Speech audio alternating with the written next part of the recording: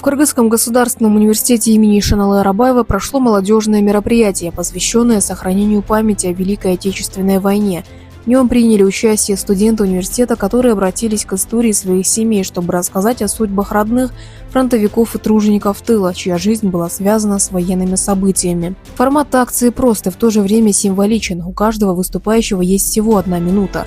За это короткое время участники стараются назвать имена, вспомнить ключевые моменты и передать главное – личную семейную историю, которая становится частью общей исторической памяти. Выступления сменяются под звук метронома, создавая особую атмосферу сосредоточенности и уважения к каждому рассказу. Через такие короткие выступления складывается единая картина памяти, не из учебников, а из живых воспоминаний, которые бережно хранятся в семьях и передаются из поколения в поколение.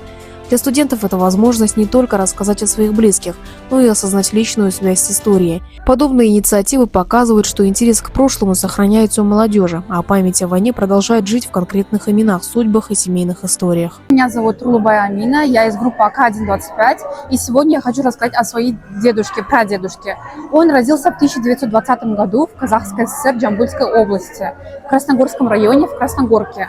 Он воевал в 1940 году в северо-западном направлении. Этот фронт был одним из самых сложнейших, так как там шли оборонительные бои. Я очень горжусь своим дедушком, потому что герои, как он, будут жить вечно в нашей памяти. И также, пока мы помним, они будут живы. Да.